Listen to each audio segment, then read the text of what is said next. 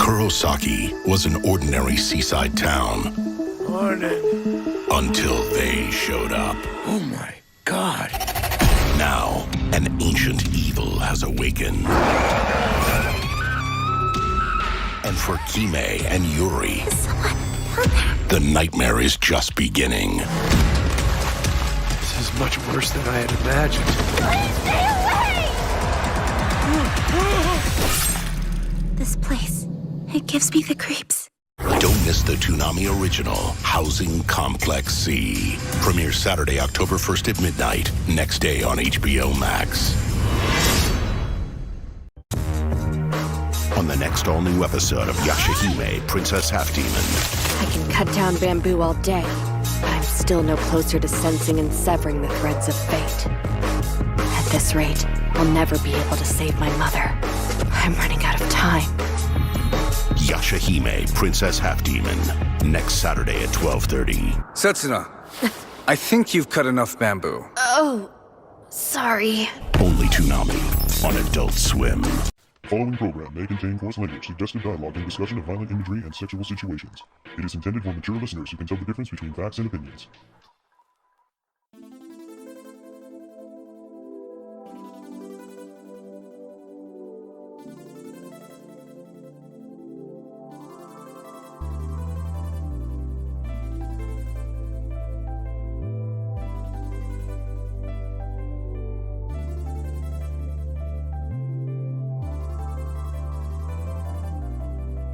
Hush, little Batman, don't say a word. A phantasm's gonna frame you for murder on this episode of the Toonami Faithful Podcast. I am your host, Sketch, and with me I have... Paul Biscrillo, the founder of ToonamiFaithful.com. And... Happy Kuro Kitty. And bringing up the rear... Editorial writer, VLord GTZ. I'm sorry, that was way funnier the second time. See, I did a test of that line... and we're all like, just go with it. But apparently it was funnier the second time. For me, at least, because it's weird and bad and funny at the same time. I give it a solid 8 out of 10. Yes. I'm just shaking my head as usual. That's what makes it fun, though. If you're not shaking your head, then we've done something wrong. Exactly. Well, Paul gets to be on this podcast because he's actually seen these movies. Mm-hmm. Yay! Hey, Paul. I'll be on more. Don't worry. Eventually. Good. It's really hard to get Paul on the podcast when he doesn't have time to watch the shows. No. It's really hard to get Paul on the podcast when he passes out. Yeah. Well, that's part of the problem. That's part of the problem. We talked about you and your wine drinking problem. Oh, wait, that's me. I was going to say, wait, that's you. I don't know what you're talking about. Hey, don't sweat it, Bruce. We'll just, it's just making up for all the times where I wait. Seeing Batman on Toonami is like coming home. It belongs there. It is so comforting and just, it feels right. Seeing Mark Batman on Hamill Toonami. Joker was on Toonami again. Yes. I mean, how many times have they played this movie? Well, not on Adult Swim. That's true. It actually didn't play that many times on Cartoon Network Toonami, but it played a lot on Cartoon Network. Are you talking about Mask of the Phantasm? Yeah, Mask of the Phantasm. I think it was twice, at least, on Cartoon Network Toonami. Oh, yeah, but, I mean, think of how many times they played some of those Dragon Ball Z movies. Twice is nothing. It's so crazy when I looked up the movie that it came out in 1993, because I was like, man, this is a crazy throwback to my childhood. And like 1993, wow, yeah. It has all of those animated series vibes that I remember, from being a kid and watching it, like that chiaroscuro lighting and shadow and the heavy blue gray tones. In the animation and that blocky style of Bruce, he's all square. I love it. I love being brought back to that Batman. It was really great. Yeah, Such a good throwback. totally. As soon as the movie opens up and you have that choral version of the Yes. Batman theme, I'm like, Yes. it's so good. Yeah, it really just scratches that itch. You're like, this feels right. This is totally right. Mm. And it's such a contrast to the other movie they played too. Like this one was totally PG, completely PG, and the other one was definitely I mean, 14. it was kind of violent. There was smoking and a little bit of language. A lot of murder. Mostly Alfred was making good use of that PG rating. But yeah, they usually would show realistic guns in Batman the Animated Series because they somehow were able to get away with that. But smoking pretty much never, I think. So that definitely was, and all the bad guys smoked. They did. Smoked. And Yes, smoked because a smoking lot. is bad, kids. Don't do it. Hey, that one guy who was smoking cigars all the time, later you see when he's old, he's got to have that oxygen because he's not in good health. Don't smoke, kids. Don't smoke. It's bad for you. Bad for you. Drugs are bad. Yeah, drugs are bad. Unless they are medically prescribed. Drugs are bad. Drugs are bad, McLean. You want to know something funny? I had a hard time with the back and forth between the present and the past, keeping up. That was my only complaint about the film. Now that I'm able to articulate it, is that like I couldn't clearly tell when. I mean, I figured it out, but I couldn't clearly tell when it was the past Batman and when it was present day Batman. I felt like the kind of semi dream fade wasn't a good enough transition because I missed it sometimes, and then I just had to guess like based off of little context clues. Well, just listen for Bruce Wayne and see how high he's pitching his voice. Yeah. They also usually had a lot of the past scenes like in broad daylight to contrast like all the Batman like night scenes. Yeah. So that was kind of how I tell. Too. He looked younger too, but it was still like a little tricky, I thought. Like I wish those had been more clear cut. Yeah, that wider shot when he was at the grave for the first time, I was like, is that Dick? Is that Dick Grayson? Doesn't look like Bruce Wayne. Must be Dick Grayson. Nah, it was Bruce Wayne. A young Bruce Wayne. But most of the time, he still looks pretty much exactly the same age. He just pitches his voice up a little bit. But, this Bruce Wayne was a little bit of an edgelord early on in his career. I could feel it, Alfred. I could feel it. I had the advantage, but they weren't afraid of me. They need to be afraid of me from the start. Oh my God, that is edgelord. And all the freaking jujitsu training as well. But that was not jujitsu. Gesundheit. That was not jujitsu he was doing. Just want to make sure we clarify that. She knocked him right over with a grab. Yeah. She was doing judo. He was doing some kind of karate, like jiu-jitsu. Oh, wait a minute. I take that back. I was thinking Brazilian jiu-jitsu. That definitely could have been Japanese jiu-jitsu, which is, for those of you who listen to previous podcasts, what they use in Shenmue. Uh-huh.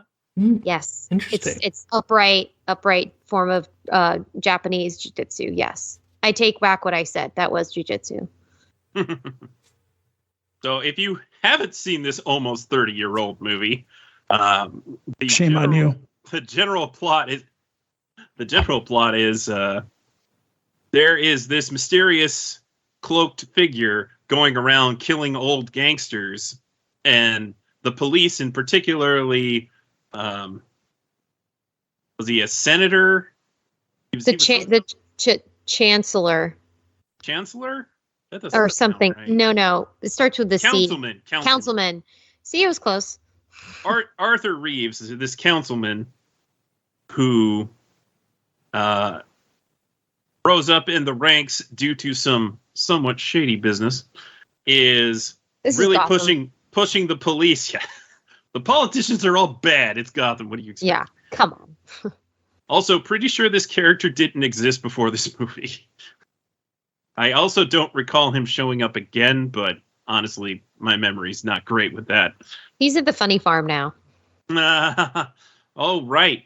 I don't think he showed up before this. And this was, this is before Robin showed up, so it's pretty early Batman, the animated series, as far as timeline goes. Between seasons 1 and 2. Aha, there you go.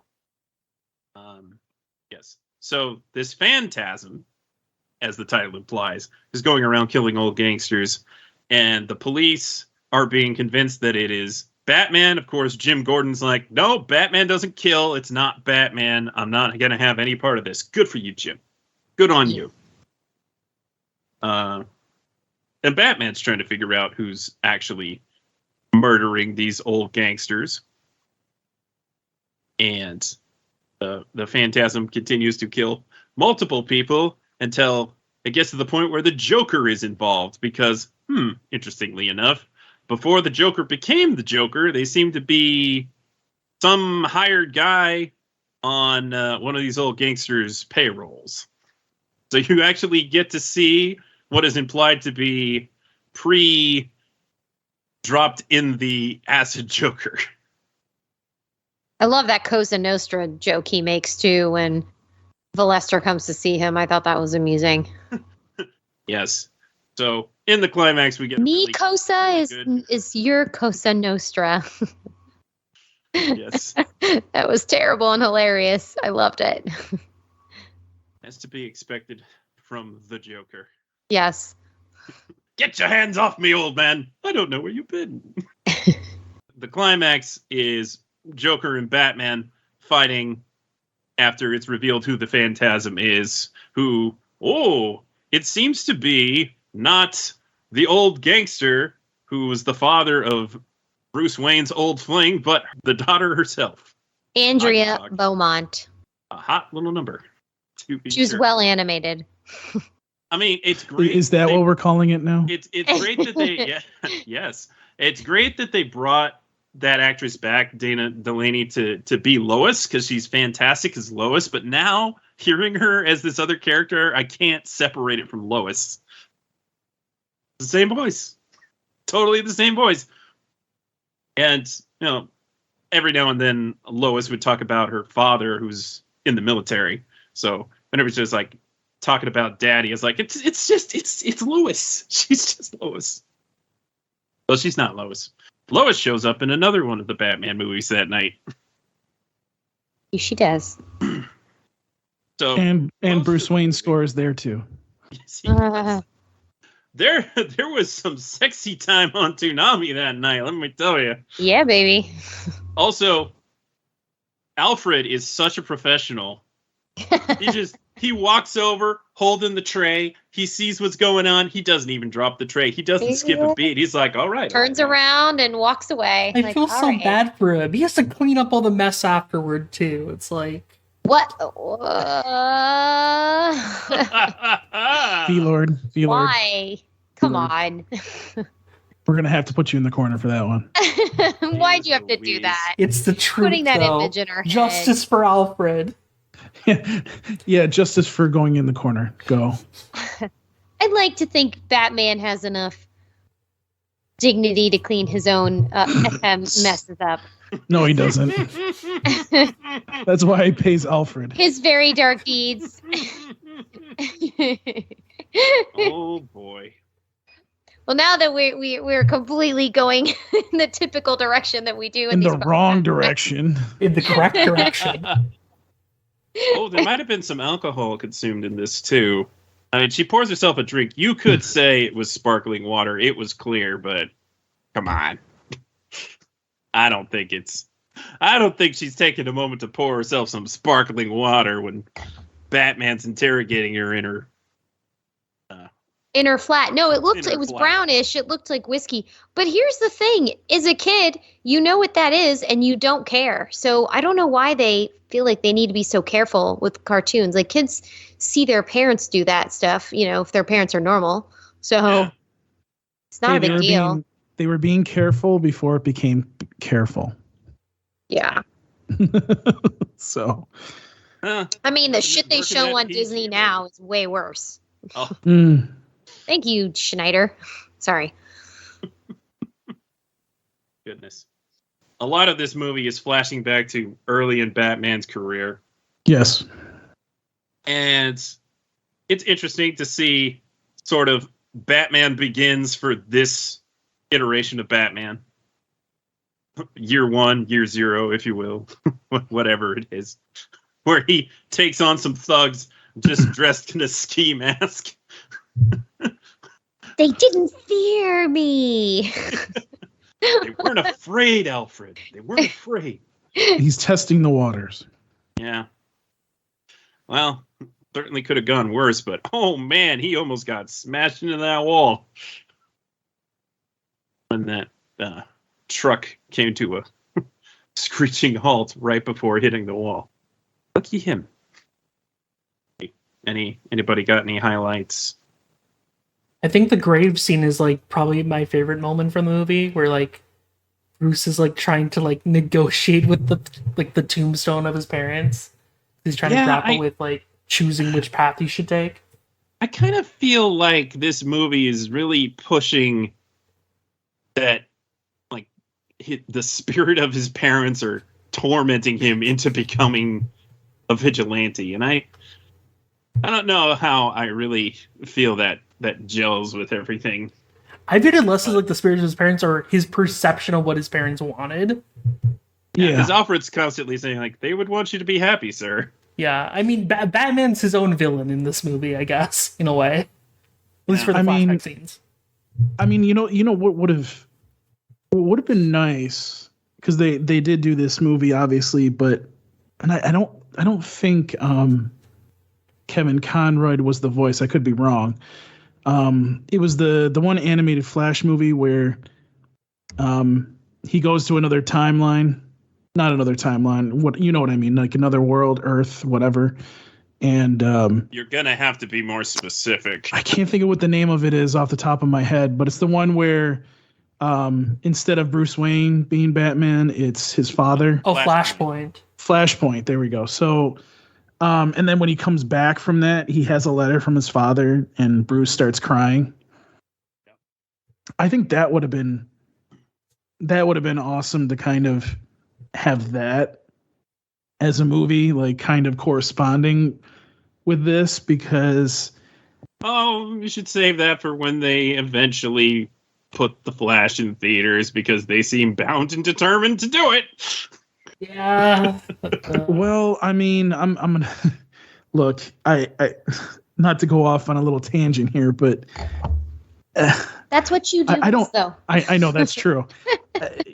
You know what? I hate to say this, but if it means I get to see Michael Keaton again, I'm good. I'm sorry, but if I get to see Michael Keaton, I'm not going to deprive that man of being Batman again just because some idiot wants to go around and do some effed up things. They refilmed that with Ben Affleck. No. They're both in there. No, Ben Affleck. I really do not like him as the Batman. So apparently, they're both in there. So obviously, he's in their timeline, and then the Flash goes to the Earth where Michael Keaton is retired Batman, but then becomes Batman again, which is awesome because I want to see my Batman again. Hashtag my Batman. Exactly. So I liked Robert Pattinson. Don't say anything bad about him. He did a great job.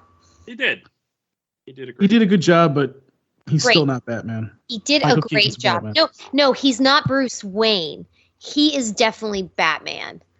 In the stage of his life that Batman is when that film is taking place. He's the young year one Batman, dark and consumed, and that's taking over his persona. He's the one that's focused on the plan. Yes. I mean, I didn't think I was part of the plan. I hate to say this, but I think Christian Bale did the best mix of them. I mean, Michael Keaton to me is the best Batman, but I think Christian Bale was the best. It's a different Batman. It's a great Batman, but it's different. They're both good in different ways. I think that's kind of the beauty Michael of Keaton. Batmans. Michael Keaton was the Batman, but then Christian Bale is definitely number 2 there, because he did a really good job. And like I said, I always compare. I know we're going off on a tangent. Excuse me, Paul. Kevin Conroy is the Batman. Well, no. I was getting to that. Kevin Conroy is definitely there's nobody else that can do the voice better than him. I'm sorry. I don't care who you bring in. Jason O'Mara, bless his heart, he tried. He did it. He did a good job with the voice. Jason O'Mara wasn't bad, right. but you know who I really liked as Batman? The voice of Batman was, he's a normal actor. He was the Batman in Young Justice for at least Greenwood. Yeah. He did a really good Batman. He did a really good Batman. I was like, that dude should be doing Batman right now. If you're not gonna have what's his name there, you need to have him. So Not just refer to Kevin Conroy as what's his name. Dude, it is 10 o'clock at night and I'm tired. Okay. You're lucky I'm even concentrating right now.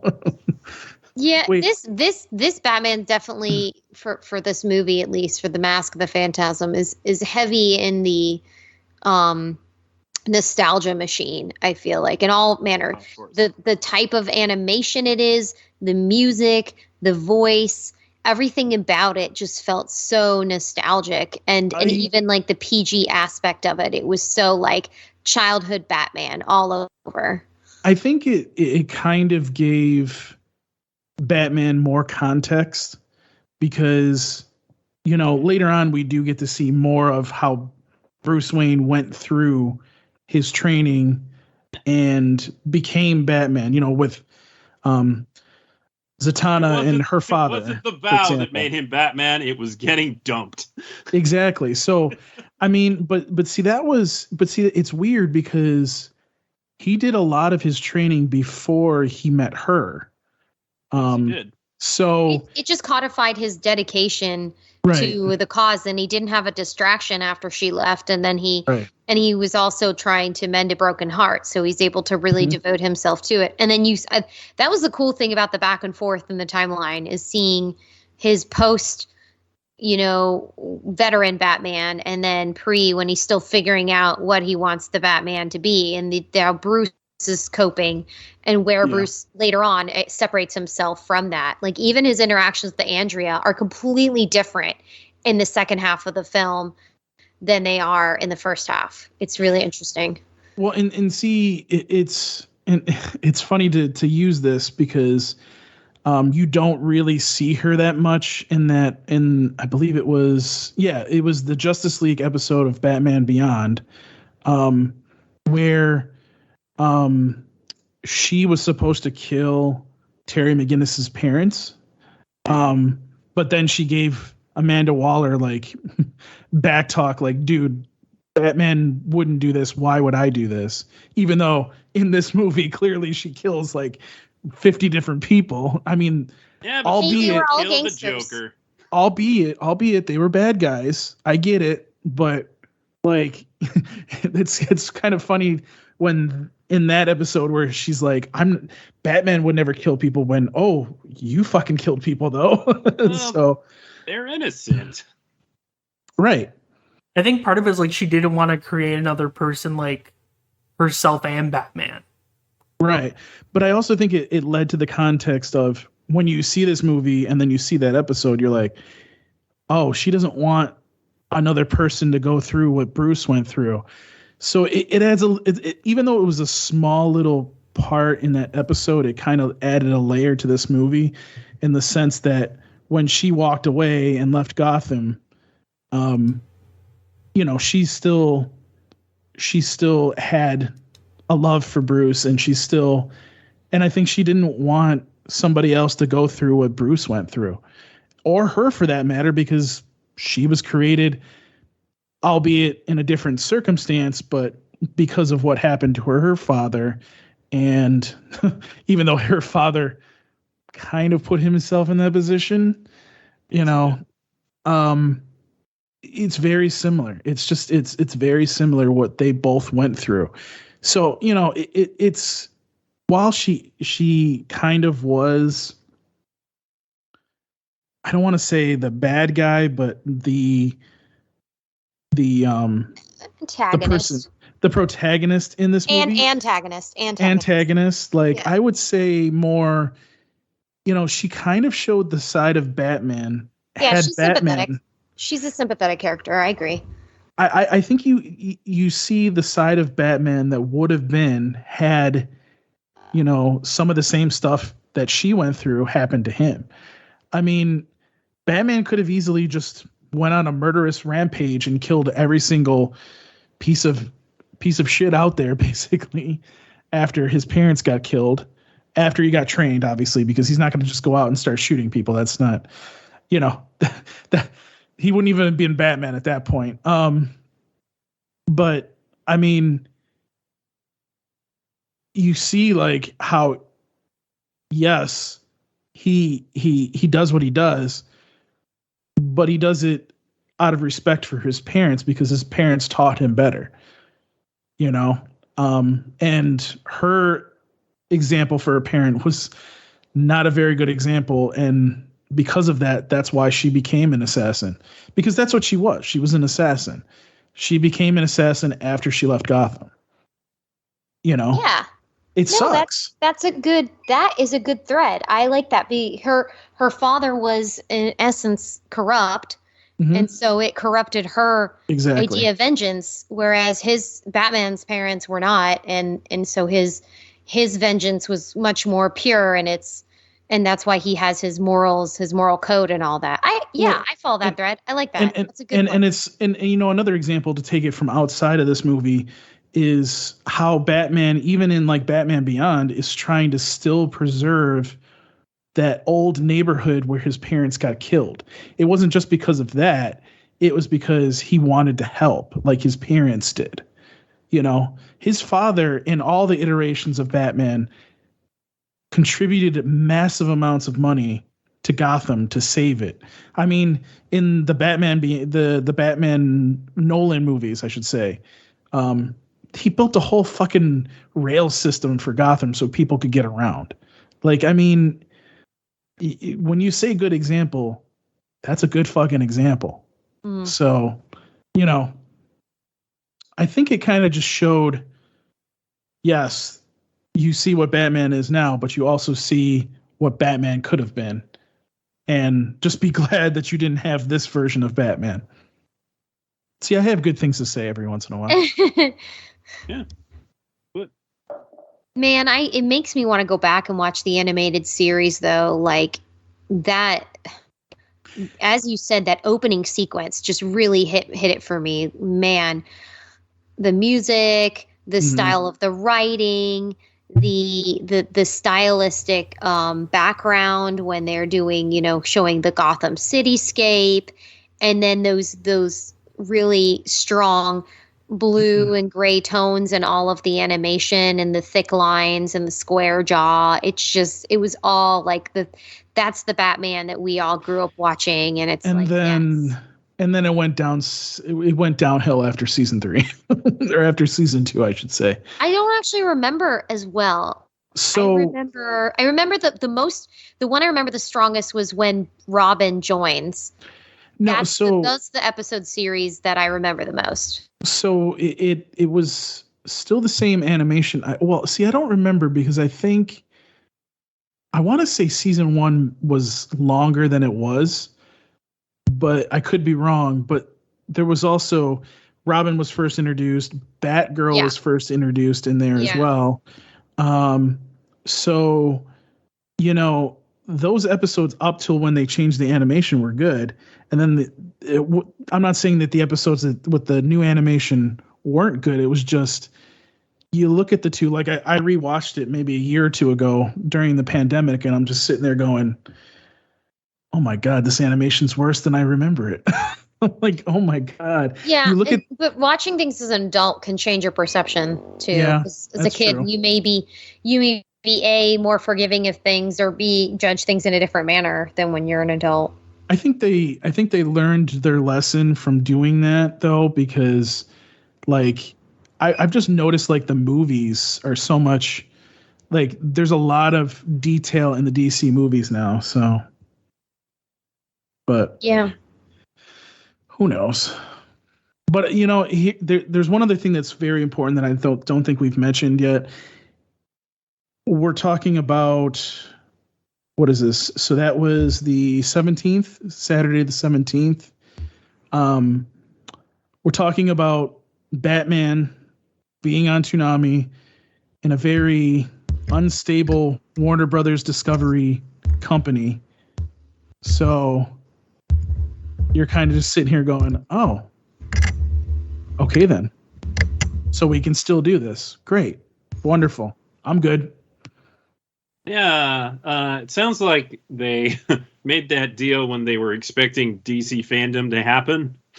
Yeah. They're like, oh, well, it's not happening, but we're still doing Batman Day, so... Yeah.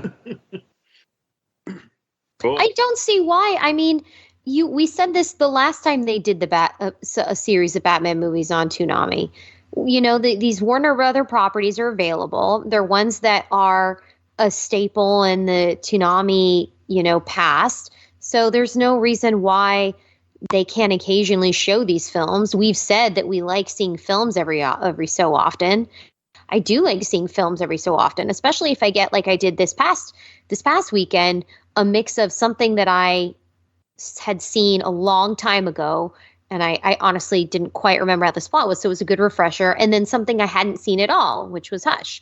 So, getting a mix of the old and the new instead of, just one era of Batman, and then you get to watch and kind of compare and contrast them and think about the differences. And I like that. I think there's no reason why. I mean, I've said this before, I don't understand the complexities of the studio system today and how it's functioning or not functioning as it seems to be. Who does? But yeah, but I do think that, the Warner Brother has the properties. Like, what are they going to do? Just sit in the warehouse? So show them, get people interested in it again. And now's the time to do it.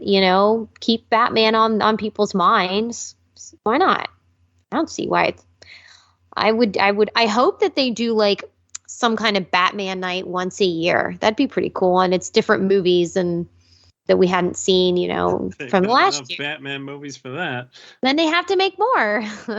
Oh, I said they do. Oh, okay. Yeah, they exactly. only play 2 a year. Exactly. Yeah, if that were the So case. many And Batman movies. I'm throwing shit out there, but yeah. I think this is the first time they actually played one of the movies that's set in the New 52 DC animated universe.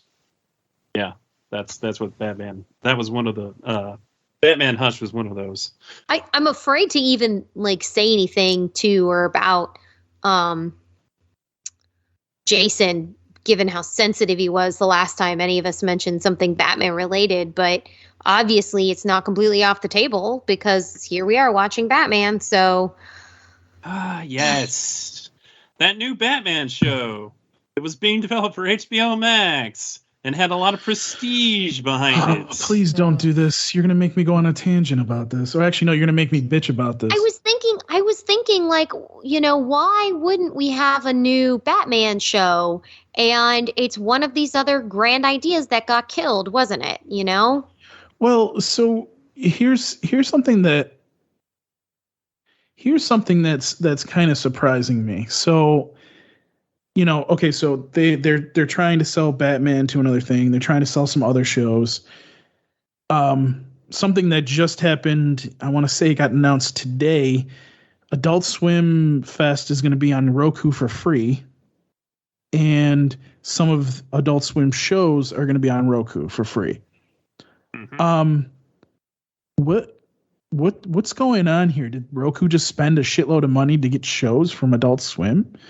Like, it's a crazy atmosphere, guys. Like, if you would have said to me, "Oh, Roku's going to have Adult Swim shows," I would have laughed at you.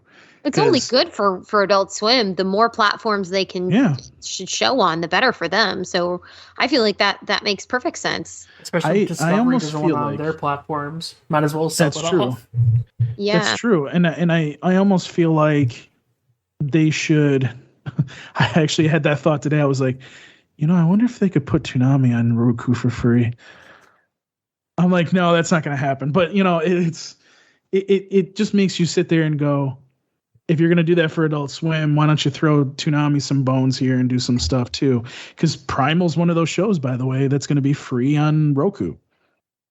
Such a good show. Yeah. Like you sit there and you go, how much money did they just pay for that? Because there's no reason why Adult Swim would just be like, oh, here, go play this. No. They made a deal somehow to do that. So, and it's, that's, I was thinking, it just dawned on me, and I'm sure Sketch will agree with me, because of what Warner Media did to Adult Swim. They don't have a way to live stream these shows anymore. So, or live stream the festival, I should say. I'm sorry. So you have to find a streaming partner to do that. I'm glad Roku came through. I think that's great because there's going to be so many people have Roku. So there's going to be a shitload of eyes on Adult Swim Festival, especially with it being free. But like, it's interesting what's going on. Like, it's showing it's good in a way, but then it's kind of like, oh, look, they're having to do this because they don't have an apparatus anymore. You know what I mean? So, like, if they did Toonami panel, someone like us would have to record it probably. Lord help them. Well, no, I mean, not Lord help them. I mean, that won't be as hard as what it used to be, but still, it's like. Well, yeah, and then we would do it for free, and that isn't a terrible idea. I mean, we'd do it and we'd advertise it and do all their work for them. It wouldn't be not that Jason has any time for that, but continue. No, I know. But actually, I was curious to know if VLord had any thoughts too about seeing Mask of the Phantasm again on Toonami. Oh, I mean, I guess my short of it's I love it. It's a really good film. It brings back a lot of nostalgia of the animated series, and one thing I really loved about it, and we'll probably talk about this when I complain about Hush, but even though there's definitely some limited animation in Mask of the Phantasm, when there is movement and action, they handle the animation so well. Like, the character movement has a ton of weight to it, and you can really feel the impact of the characters in every scene. And I think it helps convey the kind of more emotional scenes, like that grave scene that I mentioned before with Bruce kind of grappling with the identity of like what he wants to do, and a lot of those more high tension scenes, like the action scenes. It's just very well balanced, and I really appreciate that about the movie. Yeah, what he said. Absolutely. It contains one of the best showdowns between Batman and Joker in animation. Yeah, that was a brutal fight. I was thinking about that as you were describing it. I love his little like theme park family home too, with like the robot wife. Isn't she a doll? You can't help who you fall in love with. Oh my god. He starts putting a big old thing of bologna in front of her to chop it up. Meatloaf again, but I had it for lunch. Well, he's imagining something because there's no food there. The joke about the darling, interested in getting a little electricity going tonight or whatever he says. That was hilarious. That was hilarious. Pre-Harley Joker here. Oh my god, that was so good. How does everybody know where Joker's hanging out? Well, he doesn't seem to worry though, so I guess. I mean, who else is buying an entire theme park? You think he paid for that shit? The World Fair, that was a nice touch, by the way. It's an abandoned World's Fair. Yeah, the Gotham of the future. That was a nice touch. It's such an outdated concept. Oh, I love when Bruce takes a look at the car. He's like, whoa. Yeah. You know what he's thinking? He's thinking, I'm gonna make a car like that. Hey, that's what we're all thinking. It's so great because it's so Batman. At the same time, it's so outdated. Like you don't really see that fitting in to today the way it did in the film. And then they really show that when they show it like all dilapidated and everything's like old and falling apart in the time skip. And so it was like, okay, like it just resonated really well with like how that might be perceived in the 90s, you know, what a World's Fair is. I thought his reaction noise to getting bumped by one of those little cars was a bit much. It's like, it sounded like he really got hurt there. Like, oh! You look down, it's just this little car. Maybe you Hush, Batman. Hush, Batman. Hush, Batman. Hush. Hush. Hush, Batman. Hush. Why is that the name that there's such a weird fucking villain name? I know it's in the comic, but it's fucking weird. Like, I don't get it. Who comes up with that? Seriously, what were you thinking? Who knows? And it makes for a lot of easy puns, I will say that. So I can appreciate the easy puns. I'm a sucker for a good pun. So this yes, movie, we know you laugh at everything that Sketch says. I do, because he's hilarious.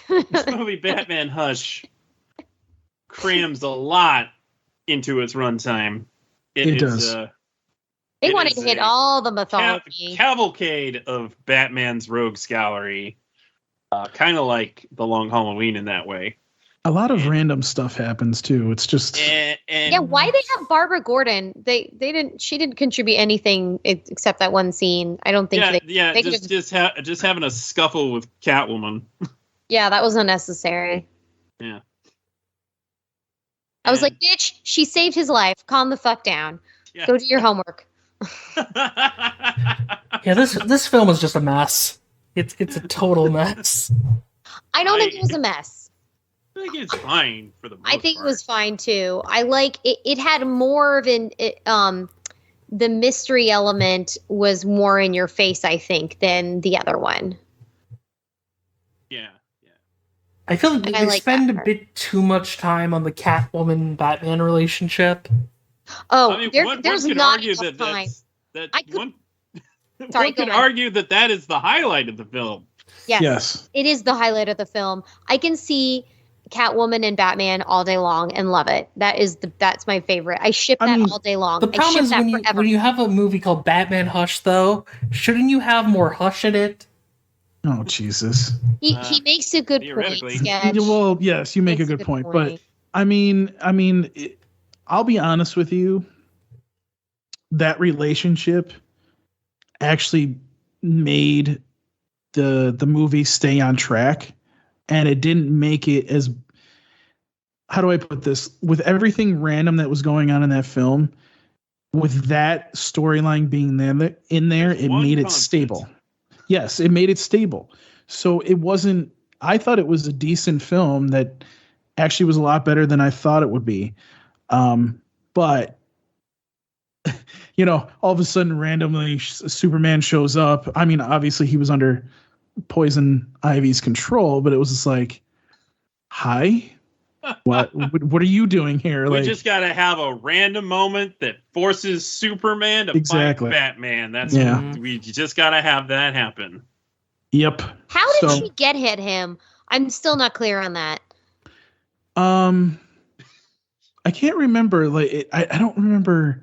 I don't think they showed it in the film, but it's always like something happens where like she just tricks Clark, and then all of a sudden Superman's easier to trick than you might think. Yeah.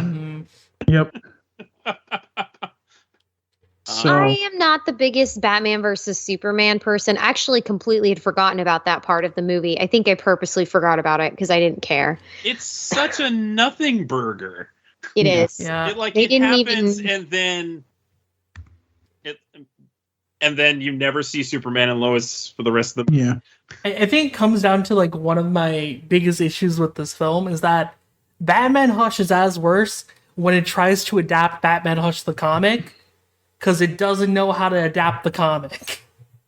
Because like it's like, so like Batman Hush the original comic is like a 2002 comic. It's before New 52, and they're trying to incorporate this version of Batman Hush into New 52 while also heavily condensing it. Like, the Hush comic is the same length as Long Halloween, basically. It's like one issue shorter. But wasn't the Doctor wasn't the Doctor the one that was supposed to be Hush? It wasn't the Riddler. Yeah. Okay. So that's like the big change they make. We were just talking about that because I thought when I'm watching it, I was like, oh, it's totally going to be the Doctor because I didn't read the comic. It's totally going to be the Doctor, and then they make the Riddler. It's a nice twist, but because they spent so much time getting distracted by these other things, you couldn't really be impacted by that reveal as well. Because we had to throw in every single other villain and or ally that Batman had, and it was just too much. And man, Thomas Elliott's like death scene is also terribly handled, I feel.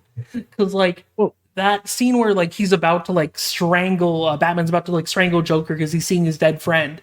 It's such a great scene in the comic because it's contextual in a way. It's building up all these other traumatic events that have happened to Batman with death in the family, Killing Joke, No Man's Land, all stories where people close to Batman have either been killed or hurt.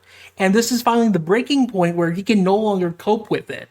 And he loses control, even though Joker's not the one that's responsible for the death. While here, it doesn't work because you don't get any of those additional scenes that were in the comic where they show like Thomas and Bruce growing up and like being friends. Yeah, so it's just like, here's this random doctor guy, and now he's dead. You didn't care about the character.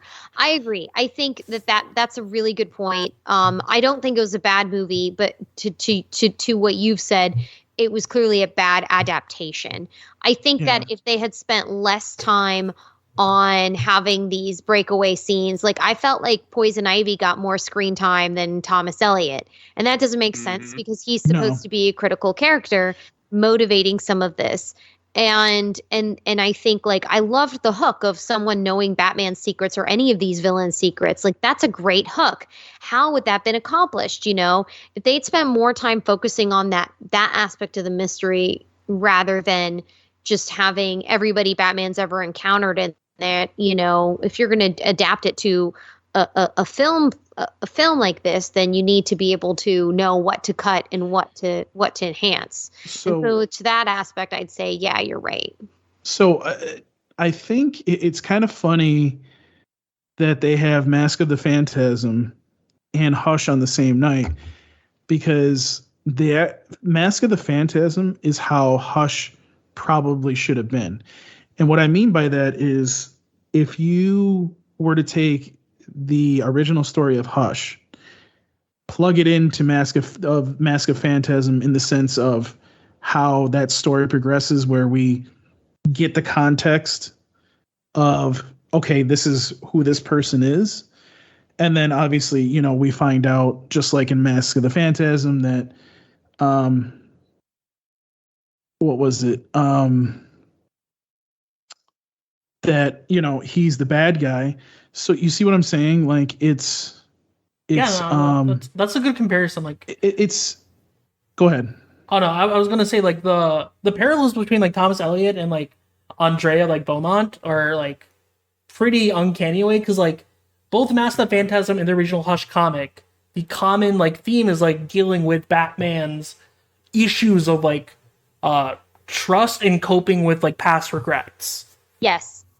And I feel the animated version of Hush kind of throws a lot of that out of the window. So interestingly enough, that might be the reason why they played both of these on the same night.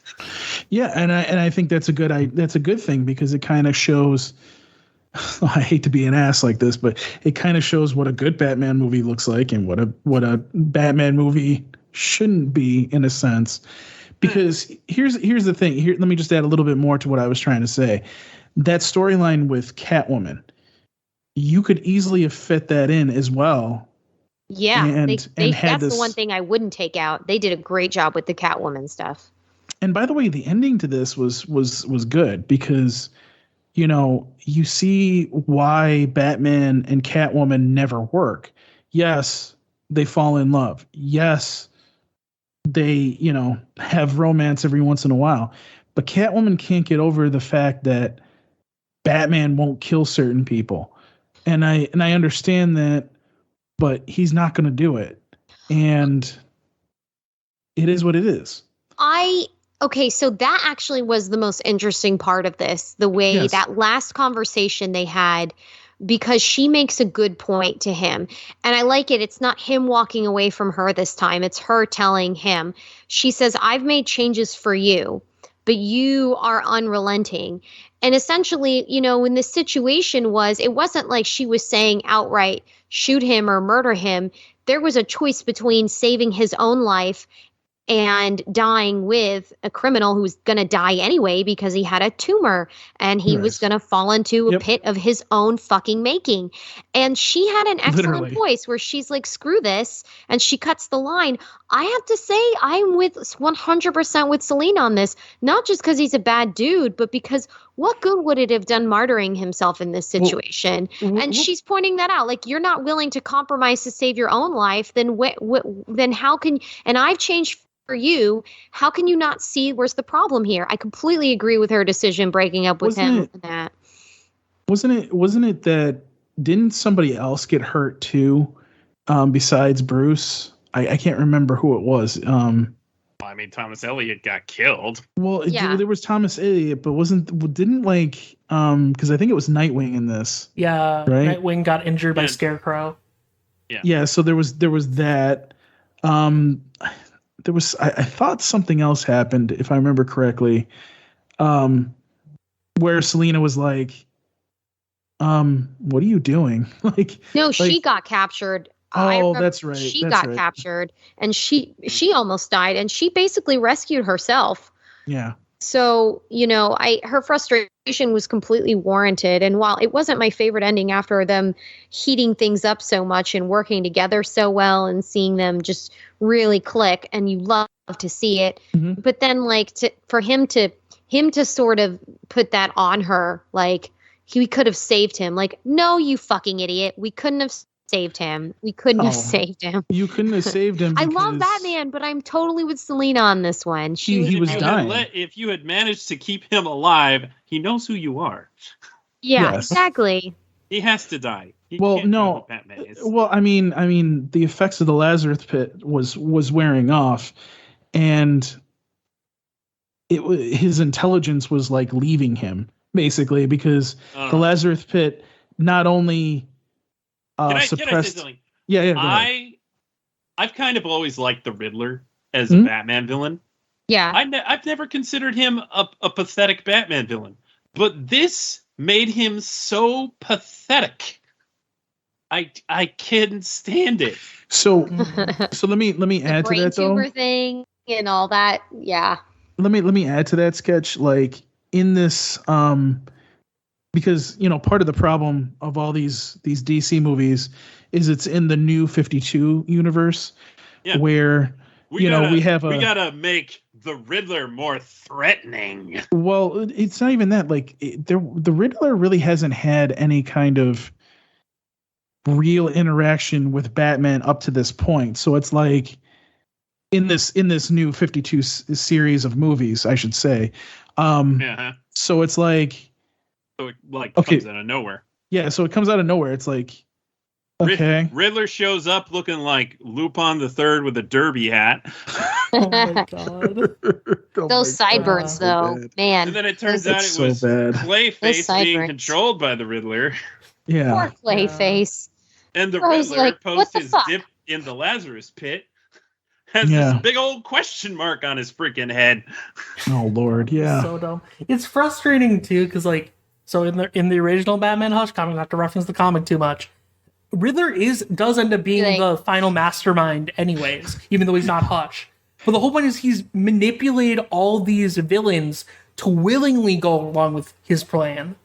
And in the end, it's because he still had to go through the Lazarus Pit because he had a tumor. But because of that, he became so much more angry that he channeled all his energy into finding who Batman is by himself. And that would have been a great storyline, not just this magical reveal in the Lazarus Pit, but certainly him manipulating all the characters would be way more in character for the Riddler. because he's not meant to match brawn with Batman. He matches brains with him, and that's Right. why he's such a good villain. Because You're so you don't smart. fight. Why aren't you rich? Well, Yeah. but here's the thing too is, they actually in this movie, basically what VLord was just saying, they basically did that with they did that part with the Riddler correctly, where he had a tumor. He found out who Batman was because his intelligence was okay. I'll laugh at that one because his intelligence has been enhanced because of the Lazarus Pit. But here's the problem. Again, no context. No fucking context whatsoever. It's like he gets out of the Lazarus pit. It's like, Bruce Wayne's Batman, and everybody around him is like, yeah, we know. And by the way, I just can't. I keep thinking to myself, I'm like, I didn't know this was the Big O. You get it? Hush looks like what's his name from Big O. Oh my god, he does. Yeah, and I'm just sitting here going like, I'm like, is he gonna summon like one of those mechs in a minute? That would have been cool, but no. I mean, Batman technically has one. I mean, the Japanese version of him has one. So. Oh my God, Batman Ninja. Yeah. No, I'm not even talking about Batman Ninja. I'm talking about the Japanese. No one talks about Batman animated Ninja. version. No, it wasn't the animated version. There was actually a live. There's always a live action version. Paul, no one talks about Batman Ninja. And there's a reason for that. Spider-Man. There's a reason for that. No. Batman. I think Batman actually had one too. Doesn't have a Japanese show. Are you sure? Because I swear to God, I remember seeing something about that where he had some kind of mech.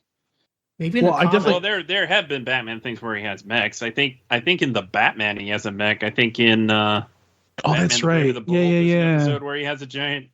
Yeah, that's right. Maybe that's what I'm thinking. Yeah. You're right. The only one of the DC movies I can think of that involved a giant robot was Batman Superman Apocalypse. No, Public Enemies. Batman Superman Public Enemies. Oh yeah. Man, I want to watch more Batman movies. That said, like, bad or good, it's still Batman and it's still fun. And I did like that this film kind of perpetuated the whole mythos. Like they had elements that you would know have taken place in prior storylines of Batman, like referencing Cyborg Superman, for example, showing Lex Luthor. Like, yeah, they overdid it a little bit, but like they did a good, Lex Luthor. you know, Damian Wayne, the little shit. Oh man, that scene with Damian is hilarious. What a wordy little brat he is. He is a little wordy brat, and that was such a funny scene. He called Catwoman a trollop. He's like, and then his father's response, "You need to work on your slang." Like, really? That's your response to him calling her a trollop? He even roasted his own mother. You can screw whoever you want. Oh my God, that was funny. I do like seeing Dick Grayson though, like as Nightwing, working like, you know, as a young adult. I kind of like that. Like he's not just off in the distance doing his own thing. Them having him in this as an actual side character as an adult, that was cool. I like that. His screen time was not nearly enough. But see, he's had a lot more screen time in the other 52 movies. So I mean, him popping in is fine. You know, the one thing I will say though is Batgirl. Like, so I can't remember which movie it was. Unnecessary. But we've gone without seeing her in this film. But here's the thing. So Batgirl was kind of hinted at the end of one of these 52 movies, one of the Batman ones. I can't remember which one it is. But so she shows up in this for 2 seconds and then leaves, and it's like okay, but you really haven't. You're your boss. He's not my boss. You really haven't introduced her either. Like introduced. Let's see. You've introduced. I don't recall her showing up in another one of those. She was I think it was at the end of the Batman movie where they had.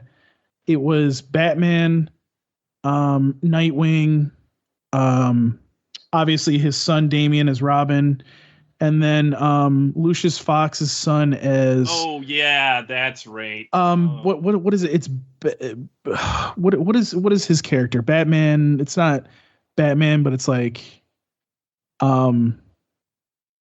what is the name of that character? Who? Dick Grayson's? No. Huh. It's Lucius Fox's son. He's in the Batman suit, but what's the name of it? Dark something. No, I thought it was something else. I'll have to look that up, but that, so we introduced all those characters of Batman, which, by the way, we haven't seen. Bad Blood, wasn't it? Batman, I think so. I think so. I'll have to look back, but Batwing. That was Batwing. That's it. Batwing. So, and at the end of the film, they hinted at Batgirl because she was up, like, in top of the building and then swung down, and then that was the end of the movie. So it was really weird to just have her like, oh, hi, I'm right here. It's like, okay. Ernie Hudson was Lucius Fox in that. Okay, so it was really funny when they showed that scene of Poison Ivy kissing Catgirl. I had this flashback because I've been watching Harley Quinn, and I was like, "You cheating on Harley, bitch?" I was thinking the same thing. Yeah, I'm like, Harley, no, stop, Ivy. Like, come on. Oh gosh, the Harley in this one was not particularly. Oh, the Harley in the 52 universe is terrible. I really don't like her design. No, she's in her terrible. own series has set such a high bar for me. No Harley can live up to that. I'm sorry. No. No, Harley. Oh no, they made Amanda Waller hot. Anyways. I really like Jason Spizek as Joker. I think he did a good job. He did. And, oh man, knowing the context of that now that Hush happened after Death in the Family and all those other ones, the fact that he said, "Who's Robin right now?" to Jim Gordon, it's like, oh snap! Oh my god! You know what? I forgot about that. Oh snap! Yeah, that makes a lot of sense. So fun fact: the reason Joker joins Riddler's plan in the comics is because he hears that Riddler's gonna make a Jason Todd joke at Batman. Yeah, he just wants to mess with Batman. Yes. No, that's good. I see. That's the kind of little detail that I love, where they really integrate into the story and mythology that you already know about, Matt. That's a good little detail. No, this was more the Ghost of Christmas Future, not as cute as the Batboy. I love that. So who's Robin now? So who's Robin these days? Oh, and why is he wielding a sword now? God, Joker, you're such a son of a bitch, and it's great. Yeah. Yep. He's like the villain that I love to hate. He's the joke. You know what we need? Innocent. You know what we need? We need another Teen Titans movie. What is it with you and Teen Titans? You cannot let this go. No. Like, you're gonna die on that fucking hill. No, the Teen Titans 52 version. I liked that first one they did. That one was pretty good. I'm still talking about in this universe, okay, Crow? Right. Jesus, come on. Okay, I'm looking forward to the Super Sons. I think that looks good. Yeah. I would love to see, like, I actually love Dick Grayson's storyline and him with Barbara Gordon. Like, I want to see them do like films. Like, let's watch them. I mean, not to say I can never have enough Batman, but like, I want to see Dick Grayson be the star of his own film. And then like him mixed up romance with Batgirl and all that. You want a Dick Grayson movie? So does Robin from Teen Titans Go. Oh. But see, here's the thing. My superhero movie. Here's the problem with that though, Kuro. In the 52 universe. Yeah. So Starfire. Oh god. Leader of the Teen Titans. Which is really funny too, because I just feel like voiced by Kari Waldron. Batgirl versus Starfire, that's not going to be pretty. Wait, what? Because of her? No. So in this universe, if you've been watching all the movies, Dick Grayson is dating Starfire. Yeah, I know, but like Batgirl is his romance. I'm sorry, but that's the ship It's that the new I need to 52. see. It's the new 52 universe. I'm sorry, Oh. but this is where it is. No, it has to be Batgirl. Okay, so I read this sci-fi article where they said the top romances, and even sci-fi agrees that Batgirl is number one in his romance history. She's his lady. Sorry, Starfire. She's hot. She'll find someone else. Jesus, you're making this out to be like Terry McGinnis. It reminds me, yet another thing that annoys me about Young Justice is they've never really done the relationship between Barbara and Dick. Like, That's not true. at all. That's true. She's already become Oracle. Jeez. Well, and I mean, we could always talk about the fact that Young Justice isn't on Toonami, and it should be, but we're not going to go there, are we? We've only been there so many times before. Yeah, exactly. So many times. But yeah, I mean, I give it a 5 or 6 out of 10. Like, I enjoyed watching it in the end. Like, no, it wasn't perfect, but I always enjoyed dipping into the Batman universe like this, and so yeah, I'm gonna give it a solid like median high rating. Listen, because Big O didn't show up, I can't give this a good rating. Honestly, other than the ending, I think it's fine. Yeah, it's a fine movie. It's definitely a fine movie. I think it's a good, entertaining time. Like, the whole time I was rewatching it, I was like, I feel like there's something that's going to be wrong with this, but I remember liking this movie pretty well. And then we got to the end, I was like, oh, that's right. VLord, on the other hand, what they did with the Riddler. I mean, even standards are impossibly high. Okay, even I'd only give it like a 5 out of 10. Like, yeah, I wouldn't give it like a 2 or anything, but it was okay. It was just very mediocre. Yeah, it was kind of mediocre. Yeah.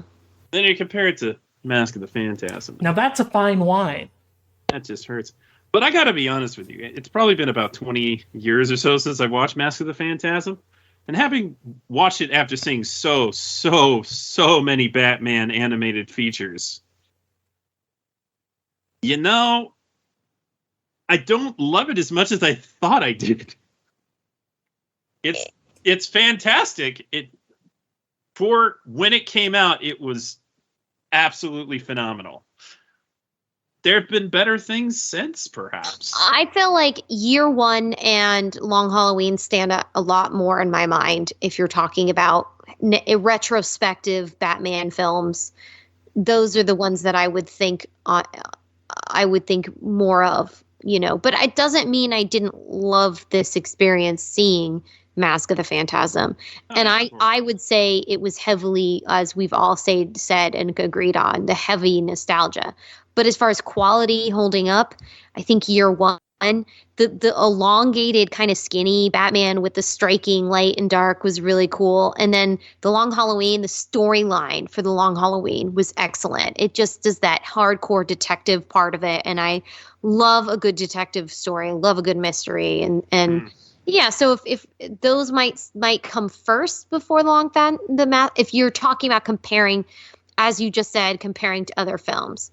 But if we're just talking about these two films, this was great. I like it. You know, show any of the Batman films. Hell, I'll watch Batman Ninja again because it was so much fun to tweet about. Show more Batman films. Don't make it like a constant thing. Like, make it rare enough that we can enjoy it. Because I feel like, as you said, there's plenty of films we can watch. We can keep going another few years. Hell, even if they do 2 Batman movie nights a year, you know? Yeah, for sure. And I'm hoping that they play the Superman Shazam feature to promote Black Adam. Why? Oh, that'd be awesome. No. Why? Why not? I'm not a Superman fan. But Shazam, Kuro. Shazam. It's Shazam. Look, okay, you convinced me. See, that was easy. Good. And I was trying to think of another movie that they could maybe pair with that, but going from the angle of involving the Justice Society, maybe they could play the Justice Society World War. That'd be good. VLord, what would you think? That's You're in the same continuity, as it were, as Long Halloween. In the film versions, anyway. Oh. I believe that's what that. Well, maybe that isn't what's teased at the end of Long Halloween, but it kinda. But hey, there's other possibilities. Mm. Then again, maybe they should save the Shazam thing for when Shazam comes sometime next year. Shazam. It'll probably get pushed back 50 play times those again. really good episodes of Justice League Unlimited featuring Superman fighting Shazam. Oh yeah, those were so good. I thought I was the Boy Scout. Yeah, but have you met Captain Marvel? Your quote game is on point tonight, Sketch. I have to say, the voice acting touch just makes it chef's kiss. Thank you. Oh yes. No, thank you. one moment that I really appreciated in Mask of the Phantasm, when Andrea was asking Bruce if he's been keeping his promise, and he says, "So far," like he drops it down to Batman voice. Like, yeah, nice. I like that. Hey, Hush had one thing really going for it. Batman got laid. He did. Mm-hmm. More than once. Yeah. So now he's gonna. It's at least heavily implied in Mask of the Phantasm that there was some oingy boingy at some point. Oh, I mean, well, they were technically engaged-ish. Yeah, they were engaged. I mean, she hadn't told her father yet, but oh man, getting the ring back with that note saying "too young, going off with father, forget about me." Yeah, that's a bitch move. Forget about me. Oh yeah, that's brutal. Speaking of bitch moves, Arthur Reeves taunting Bruce at that party.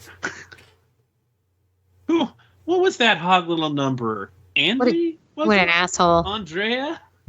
Because, he's... Engagement starts with an I. Engagement. Yeah. There you go, Arthur. You know where you could stick it. Yes. Not sad to see that guy end up in the funny farm.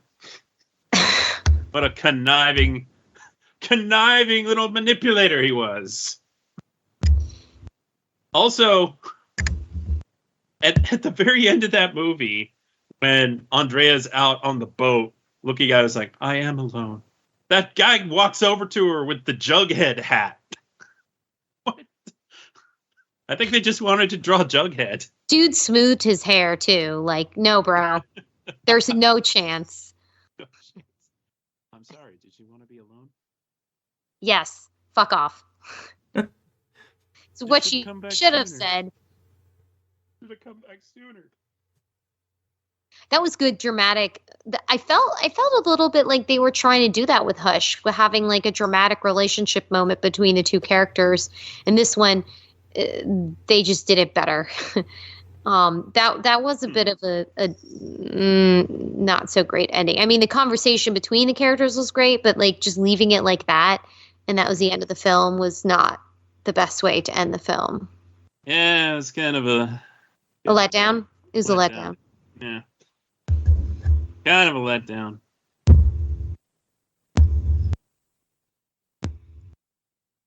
Let me down, just like Selena cutting the wire, holding up Nigma. I don't know. I felt like that was pretty uplifting. Yeah. He got out of there, okay? So. Lady Shiva shows up in like the first act. It's like somebody used the Lazarus pit. Like, oh, okay, so that's the smoking gun. Or were we supposed to think that Thomas used the Lazarus pit somehow? You know what? That's really funny you bring that up, because I felt like he didn't do any kind of he's like, I'll look into it, and then nothing for the whole film until he makes. But he was at the end there. He already knew that No, that's not good enough. I need the detective work. I need to see the process, Batman. That's why it's important. Yeah, he didn't have any quality detective. No. There was no quality detective work in that one. Not so much. Things just kept happening to Batman. Like, jeez, man. He got totally trashed in that first act. Ended up with some brain damage. Also, I wonder how many years he was Batman before he realized it was a good idea to electrify his cowl so people can't take it off. That was a nice touch. Not for anybody who touched it. Nope. Well. Though one could ask, how come that doesn't electrify him? Don't ask questions. Lots of padding. Don't ask questions that this movie clearly didn't think of. He's richer than God. He can make the technology to work for him. Come on. Andrea, like, what happened to you? Trip over a pile of money? No. Oh, I forgot they had Amanda Waller in this film too. Like, she was there for a hot minute. Just a hot minute. Enough for Batman to be saying, one of your Suicide Squad projects. I'll help you get Bane back. I just need to talk to him. Whatever. He was all right. Of all of the Batman movies that have aired on Toonami, on Adult Swim, probably the worst. But not by a lot in some cases. Well, out of curiosity, where do you put Batman Ninja on that list? Oh, pretty low. That is fantastic trash. That it is. Who's that one writer for ANN that talks about like the treasure garbage stuff? That's like garbage treasure. Oh, yes, I would agree. Something about it, like, I love the concept. I think it looks cool. But the characterization, particularly of some of the people in the Bat family, just doesn't really work. Like, that is not Damian Wayne. Okay? That is not Damian Wayne. His sophisticated vocabulary and saying, if you must screw her, that trollop. Yeah, that was a little interesting. Not Damian Wayne at all. He's way too happy to be Damian Wayne. I'm hanging out with the monkey. Everything's cool. Oh, you're talking about Batman Ninja. I thought you were talking about Hush again. Sorry. No, that is Damian Wayne. That's Damian Wayne. Brat. Yeah, I think they just tried to fit too much, and like VLord said, like, because it was such a long, drawn out storyline. If they wanted to fit everything in, it might have been better to do it into 2 parts, or cut out some things. Just not adapt this story at all. Well, or cut out some things and focus in on just some limited portion of it, adapt it. Like, that's what you do. Adapt it better. Adapt it better. Yeah. But it was fine. Yeah. I don't think it was a terrible movie to play. I enjoyed watching it. So did I. Until the end. Stress that ending left a bad taste in my mouth.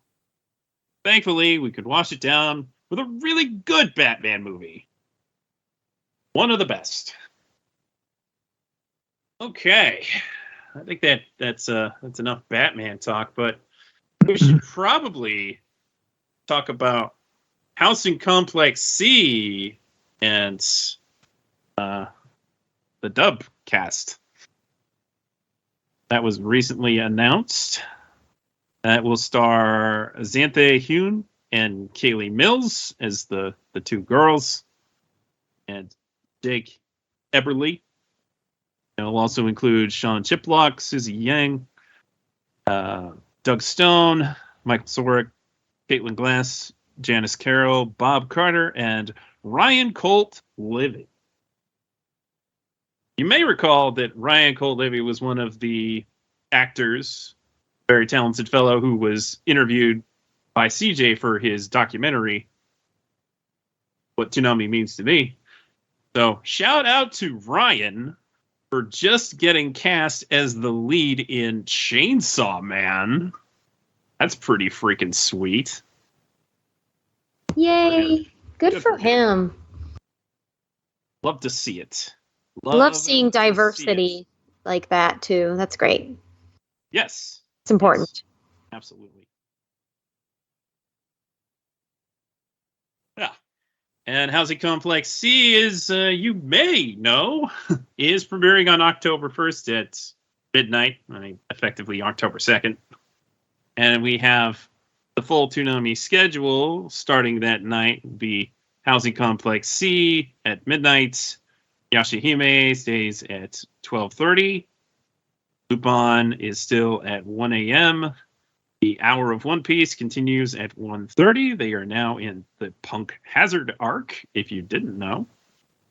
And then Naruto Shippuden at 2:30. And as of this upcoming Saturday, they have removed Blade Runner Black Lotus, and they have doubled up Made in Abyss in the 3 a.m. hour. Who knows why they might be doing that? But this upcoming week, in case this podcast actually comes out before Saturday, it'll be episodes 5 and 6 of Made in Abyss. If you've been paying attention to that rerun at 3:30 in the morning, bless your heart. You're going to rewatch episode 5, which was the most recent episode that aired.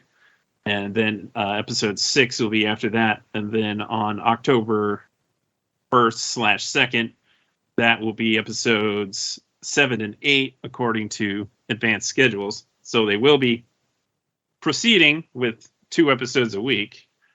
And that would mean that they will air the hour-long 13th episode the week after Lupin ends, which will be, let me take a look at a calendar here, October, Lupin ends October 15th, and Made in Abyss would end on October 22nd. Then, of course, October 29th will be Halloween weekend, so we can pretty much count on some kind of preemption.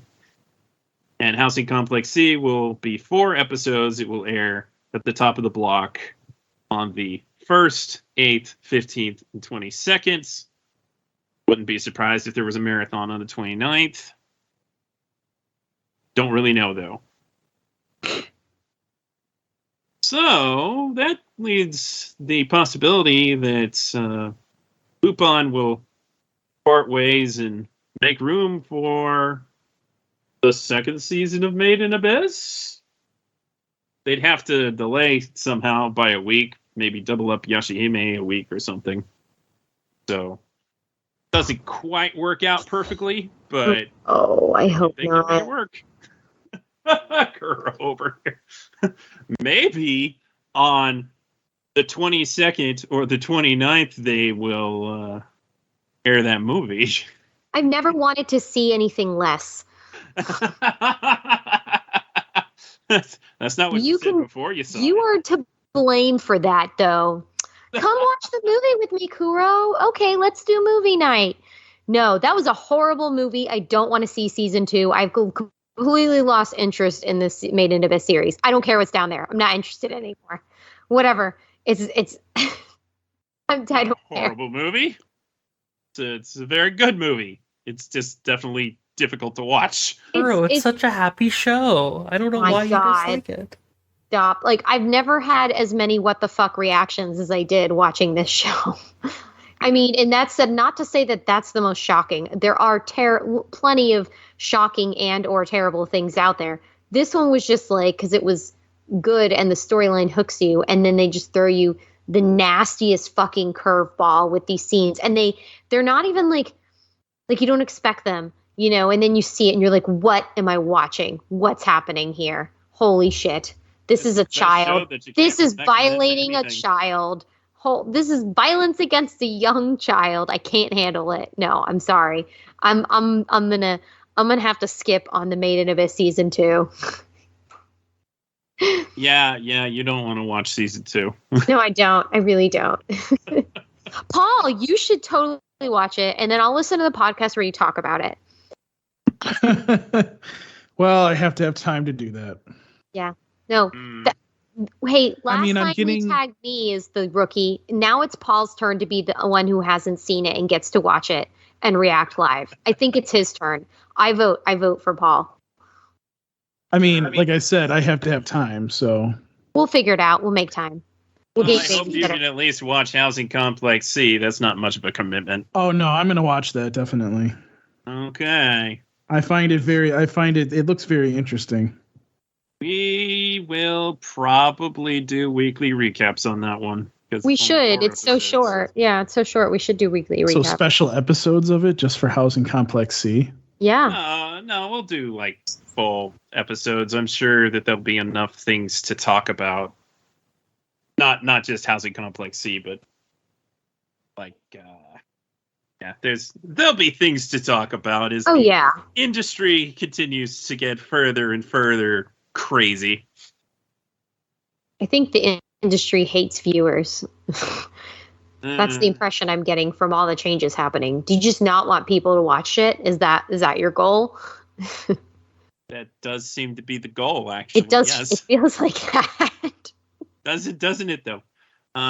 So there are some out there that have been fairly antsy about the lack of acquisitions coming to Toonami lately, but Jason DeMarco has recently said that they have several acquisitions that are coming. And original content. Yes, of course, original content, but we're specifically talking about acquisitions. They got the original content, but that's only going to be like 6 episode shows each, so they needed the acquisitions too. We don't know what they are. We'll probably find out soon because Lupin's just about to end. There's still some ongoing shows I'm assuming will show up, like Fire Force and My Hero Academia. Well, you can hope. I do think. But Crunchyroll won't lose anything. They're not going to lose anything. Look, Kuro. You're trying to use logic where there is none. Exactly. Look, I've never felt more infuriated with them in my life than I do this year. Latest reason to dislike Crunchyroll. Yeah, no shit. They apparently are not wanting to do a union dub for Mob Psycho 100 Season 3, which means that people who are union actors will not return for those roles. I mean, some might, but the one that is most likely not to return is Kyle McCarley. He made a message today saying that he even offered to voice Mob in Season 3 as a non-union production.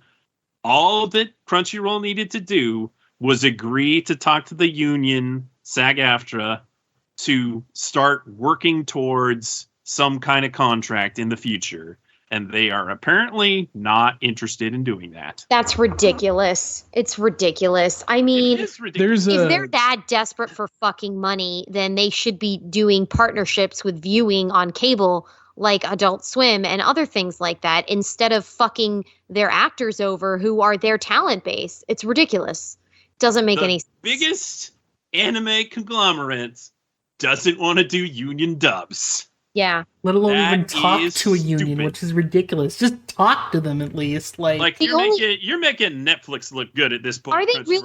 Are they really that hurting for money? Like, I just don't understand the logic behind No, they're not. Somebody has plenty of money. Then there's absolutely no excuse. And for a company that says they're the number one place. Translators, they underpay their dub writers, they underpay their actors. It's a bad look, Crunchy. It's a really, really bad look. Come on.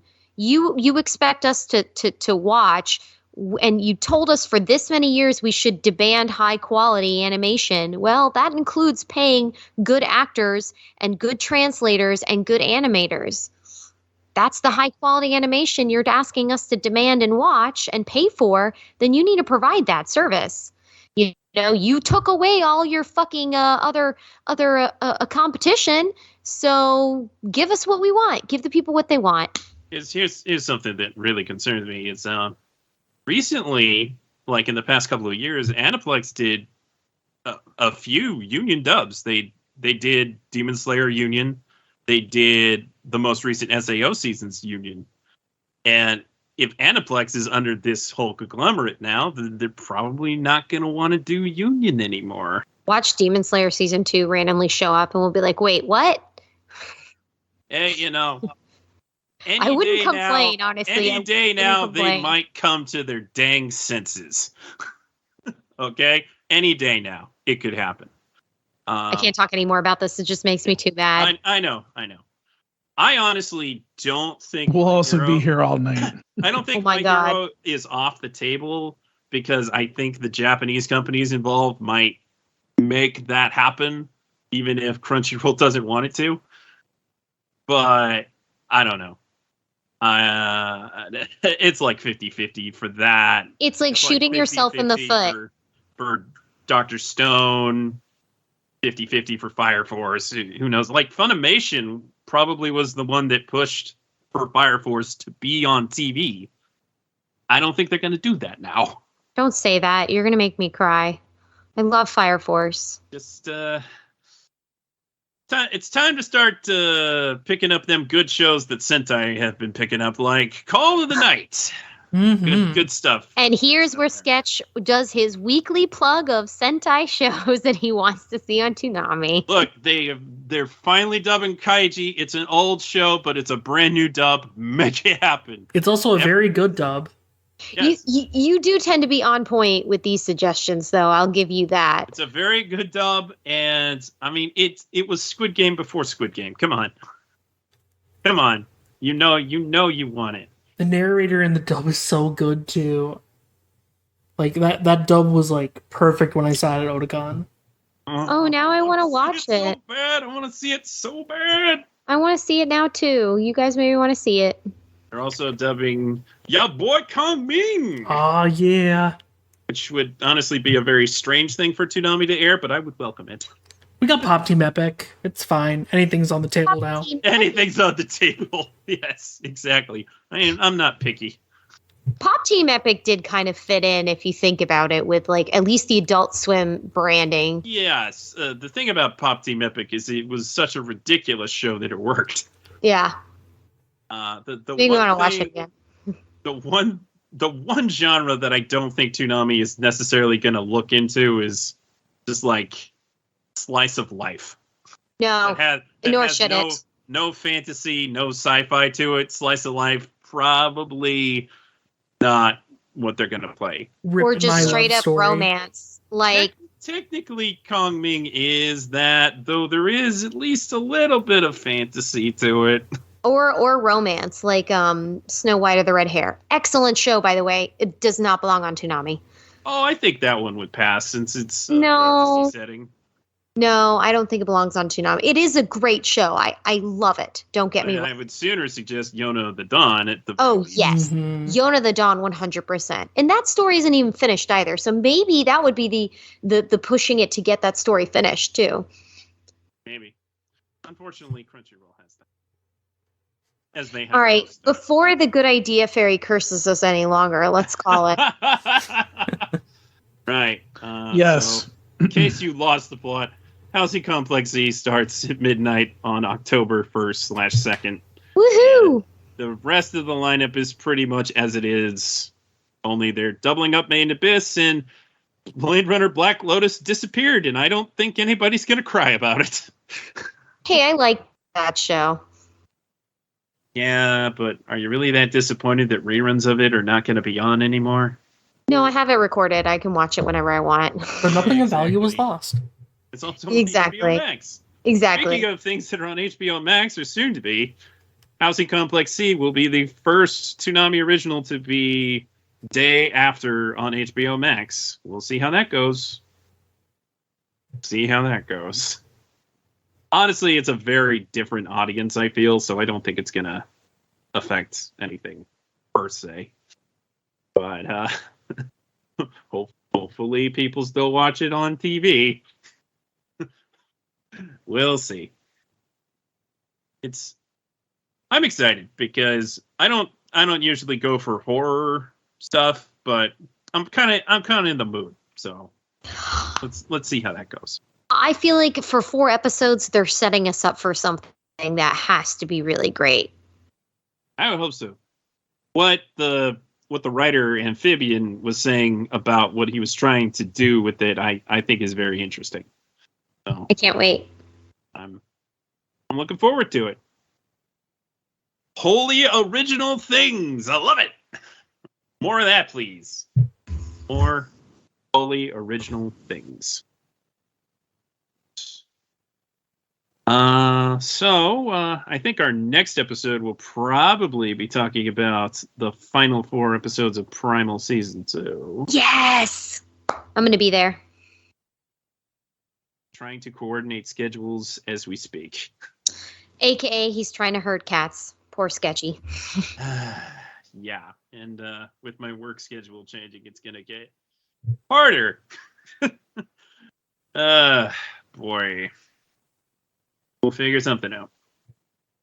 Because we're going to do it weekly. Oh, boy. October should be fun. October will definitely be fun. I'm excited.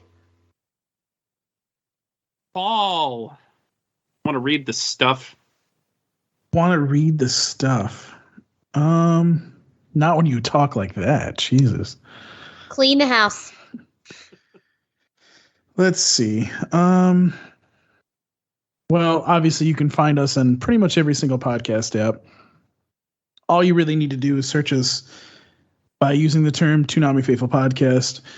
I haven't found a podcast app that we aren't on. So if we are on a podcast app that you use and we're not there, please let us know. But the main ones we really want you to use are Apple Podcasts, Spotify, Amazon Music, Stitcher, and of course, SoundCloud. SoundCloud has every single episode of our podcast. I actually think every app has every single one of our episodes now, which is weird because they never used to do that. So you may be able to get every single episode on all the podcast apps, but definitely SoundCloud has all of our episodes. It's soundcloud.com/Toonami Faithful Podcast. You can also download the SoundCloud app for free and get us on there as well. Again, you can listen from episode 1 all the way up through this episode. So if you're a new listener, please do go all the way back and listen to our fun episodes. And me and other people that you don't hear on a regular basis now make complete asses out of themselves. And then we actually get into a group. So, so listen to us pretty much everywhere. We are on Facebook. It's facebook.com/Toonami Faithful Podcast. So please like us there. On Twitter, please follow us at Toonami Podcast. You can get all of our episodes there as well. And all of our episodes are on our website, podcast.toonamifaithful.com. That place actually has everything nice and neatly done to where you can find all of our interviews if you just want to listen to some of our interviews, or if you want to listen to every single episode of the podcast. So you can email us, podcast@toonamifaithful.com. If you have any feedback, if you want to, talk about something that you think we should talk about on a future podcast, you can do it through our email. Again, it's podcast@toonamifaithful.com. And lastly, if you want to contribute to us, if you go to toonamifaithful.com/donate, there's several different ways that you can donate, including just buying stuff on Right Stuff, which I have no idea if that's going to continue or if that's going to end now that Crunchyroll owns Right Stuff. You should probably find that out. Yeah, we'll figure it out. And then there's our PayPal link where you can just donate one time to us. There's our Patreon, patreon.com/Toonami Faithful, where you can donate on a monthly basis and hear all the content that we have there, both from the Toonami Faithful podcast and from the Demon Slayer podcast. Yeah, I think that's about it. So, yeah, let's get on out of here. I believe we're going to do VLord. Where can they find you, even though you've been quiet most of this episode? Oh, yeah. People can find me nowhere. I am in the abyss, never to be found. Yeah, but nah, in all seriousness. You can find him holding a degree. Holding up the what? A degree. The green? Yeah, he's our graduate. Oh, the degree. I was like, wait, the green? Degree? Oh. Let's move on before this gets more awkward. Yeah, nah. I'm always awkward though, it's okay. But yeah, you can find me on Twitter at VLordGTZ, where I tweet about things involving manga and manga related accessories. Yup. I'll tell you what, that boy ain't right.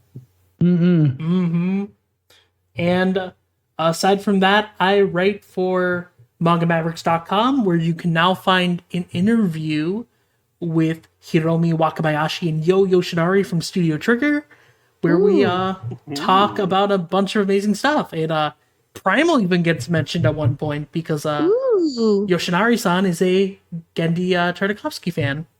So yeah, go give that a read. And then, of course, I write for Toonami Faithful, so you can find my editorials on there whenever I write. And then I do a bunch of podcasts. The Demon Slayer podcast, at D-Slayer Podcast being the main one, where we talk about Demon Slayer, both the anime and manga, and everything in between. And then I do the Dumb Weebs podcast, the Dumb Weebs Pod, Saturday Night Shaggy at Sat Night Shaggy, and Oversoul Shaman King podcast at Shaman King Pod. So go check out all that stuff. All right, and Kuro, where can they find you? I'm really bad at self-promoting. So you can find me on Twitter at Happy Kuro Kitty, and I usually tweet about cats. And after VLord, like, that's the best I can offer. I'm sorry. It's 11:30. What do you expect from me? I have no wine. But I love you guys. You're great. Tweet at me, follow me, and read my articles. I appreciate it. And please comment when we ask for comments. We're not just throwing that out there because we expect you to write, the next Henry James novel. We love hearing from you guys. I love hearing from you guys. So I appreciate it when you do reach out. Thank you. And Sketch, where can they find you? You can find me on Twitter at Sketch1984.